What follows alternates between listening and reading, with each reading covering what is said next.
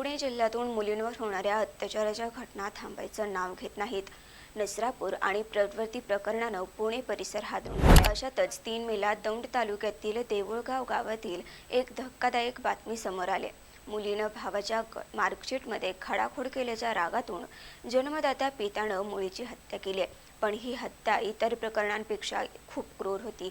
स्वतःच्या मुलीची हत्या करण्यासाठी त्या बापानं झाडं तोडण्याचं कटर वापरलं होतं. या हत्येचा घटनाक्रम एवढा भयंकर होता की ऐकणाऱ्यांना धक्काच बसला. नेमकं दौंडचं प्रकरण आहे तरी काय? त्या मुलीची हत्या कशी करण्यात आली आणि हे प्रकरण पोलिसांनी 2 दिवसातच कसं सोडवलं, जाणून घेऊया या व्हिडिओच्या माध्यमातून. नमस्कार, मी संघमित्रा आणि आपण पाहताय विषय हार्ड आहे बाबा. तर प्रकरण असे की दौंड जिल्ह्यातील देऊळगाव गावातून हनुमान वस्तीत राहणारं चव्हाण कुटुंब. संस्कार आणि अनामिका ही 2 मुलं. त्यांचे वडील शांताराम दुर्योधन चव्हाण आणि त्यांची सावत्राई चिंगू भोसले असं या कुटुंबातील सदस्य. झोपडी वजा घरात राहणारं हे कुटुंब तसं विस्थापित होतं. संस्कार आणि अनामिका ही 2 मुलं अभ्यासात हुशार होती. दरम्यान 3 मेला त्यांचा वार्षिक निकाल लागला. 4थीत शिकणाऱ्या संस्कारला प्रत्येक विषयात A1 ग्रेड मिळाला, तर 3रीत शिकणाऱ्या अनामिकाला B1 ग्रेड मिळाला. आता मिळालेल्या ग्रेडवरून संस्कार अनामिकाला चिडवायला लागला. तुला माझ्यापेक्षा कमी मार्क आहेत, माझा पहिला नंबर आलाय आणि तुझा 2रा नंबर आलाय असं म्हणत लहान मुलांमध्ये होणारी किरकोळ भांडणं झाली. आता दादा मला निकालावरून चिडवतोय, मग आपण त्याच्या मार्कशीटवर A1 ऐवजी B1 करू आणि आपल्या मार्कशीटवरील B1 ऐवजी A1 करू असा खोडकर विचार अनामिकाच्या मनात आला. आता लहान मुलांच्या मनात येणारा हा खोडकर विचार, यात गंभीर असं काहीच नाही. यानंतर अनामिकानं ठरवल्याप्रमाणे दोघांच्या मार्कशीटवर खडाखोड केली. थोड्या वेळाने ही गोष्ट संस्कारच्या लक्षात आली आणि दोघांमध्ये पुन्हा भांडण झालं. यावेळी त्यांचे वडील शांताराम चव्हाण हे घरी नव्हते. दुपारी 3च्या सुमारास शांताराम चव्हाण दारू पिऊन घरी आला. संस्कारनं त्याला सर्व गोष्ट सांगितली. शांतारामला या सर्व गोष्टीचा इतका राग आला. नशेत असणाऱ्या शांतारामनं मागचा पुढचा विचार न करता अनामिकाला मारायला सुरुवात केली. ती जोरजोराने रडत होती, केलेल्या चुकीबद्दल माफी मागत होती. पण शांतारामच्या रागाचा पारा इतका चढला होता की त्यानं टोकाचं पाऊल उचललं. तो लाकूड तोडण्याचं काम करत होता, त्यामुळे त्याच्याकडे सॉ चेन म्हणजेच झाडं कापण्याचं कटर होतं. अनामिकाला मारत असताना त्याला भिंतीला अडकवलेलं ते कटर दिसलं. त्यानं ते खाली काढून चालू केलं आणि अनामिकाच्या गळ्यावर धरलं. हळूहळू वेगात फिरणारं ते कटर चेन अनामिकाच्या गळ्याला चिरत गेली आणि अचानक अनामिकाचं ओरडणं बंद झालं. तिचा जीव गेला. अनामिकाचं रक्त शांतारामच्या अंगावर येत होतं, पण शांतारामचा राग अजून गेला नव्हता. तोंडावर येणारं रक्त त्यानं हातानं पुसत हातातील कटर अनामिकाच्या चेहऱ्यावर, हातावर, डोक्यावर, पोटावर आणि पाठीवर फिरवलं. तिच्या संपूर्ण शरीरावर खोल जखमा झाला. त्यातून सारखं रक्त वाहत होतं, पण शांताराम तिचा जीव गेल्यानंतरही तिला इतक्या क्रूर पद्धतीने मारत राहिला.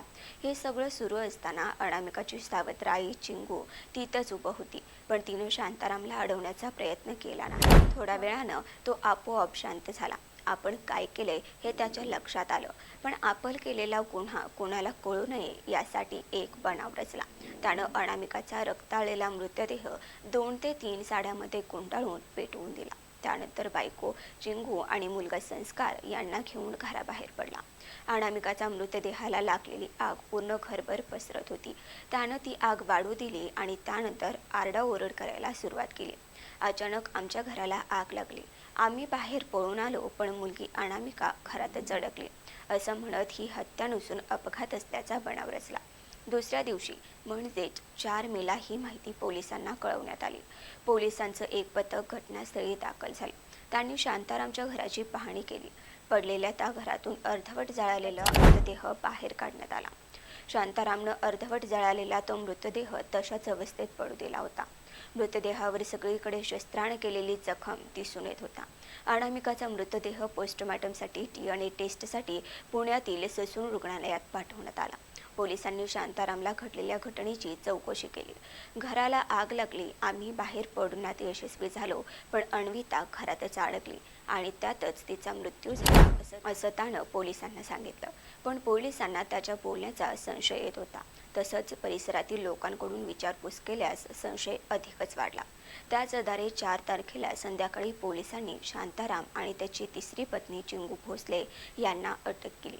पोलीस स्टेशनला नेल्यानंतर कसून चौकशी केल्यावर शांतारामनं त्याच्या गुन्ह्याची कबुली दिली. पोलिसांकडून सांगण्यात आले की मुलाच्या मार्कशीटवर खडाखोड केल्याच्या रागातून मुलीची हत्या केली असं त्यानं पोलिसांना सांगितलं. दौंड पोलिसांनी शांताराम दुर्योधन चव्हाण याच्यावर BNS कलम 103(1), 338, 3(5) आणि त्याची बायको चिंगू भोसले हिच्यावर प्रत्यक्षदर्शिनी असताना घटनेची माहिती पोलिसांपासून लपवण्याच्या प्रकरणातून गुन्हा दाखल करण्यात आला. दरम्यान ही माहिती समोर आल्यावर एक बाप आपल्या मुलीची इतकी भीषण हत्या करू शकतो यावर दौंड परिसरातील लोकांचा विश्वास बसत नव्हता. या सगळ्यात शांतारामबद्दल आणखी एक धक्कादायक माहिती समोर आली. काही दिवसांपूर्वी त्याचं लग्न निकिता नामक एका महिलेशी झालं होतं. त्यांना संस्कार आणि अनामिका ही 2 मुलं झाली होती. त्यानंतर शांतारामनं आणखी 2 महिलांसोबत लग्न केलं. त्याची दुसरी बायको त्याला सोडून गेली आणि तिसरी बायको त्याच्या सोबत राहत होती. शांतारामला दारूचा नाद होता. तो पिऊन कुठेही पडत असायचा. त्यामुळे शांतारामच्या घरात नेहमीच वाद होते. या वादालाच कंटाळून निकिता आपल्या माहेरी बारामतीला निघून गेली. पण शांतारामनं तिला जाताना संस्कार आणि अनामिकाला सोबत घेऊन जाण्यास नकार दिला. आता पोलिसांनी दिलेल्या माहितीनुसार हे प्रकरण मार्कशीटमध्ये केलेल्या खडाखोडमुळे झाल्याचं बोललं जात असलं तरी एवढ्या छोट्या गोष्टीवरून एक बाप पोटच्या मुलीची एवढी क्रूर पद्धतीने हत्या करू शकत नाही. तर यामागचं दुसरं कुठलं तरी कारण असल्याची चर्चा सध्या दौंड परिसरात सुरू आहे. पोलिसांकडून अजून तपास सुरू असून आणखी माहिती समोर येईल असंही बोललं जात आहे. आता दारूच्या नशेत बापाने केलेल्या या क्रूर हत्येबद्दल महाराष्ट्रामधून निंदा व्यक्त केली जाते. या प्रकरणाबद्दल तुम्हाला नेमकं काय वाटतं? या हत्येमागचं कारण मार्कशीटमध्ये केलेली खाडाखोड आहे की दुसरंच काय? तुमचं मत काय आहे? तुमची प्रतिक्रिया काय आहे हे कमेंटमध्ये नक्की सांगा. अशाच माहितीपूर्ण व्हिडिओ पाहण्यासाठी आपल्या चॅनलला सबस्क्राईब करायला विसरू नका.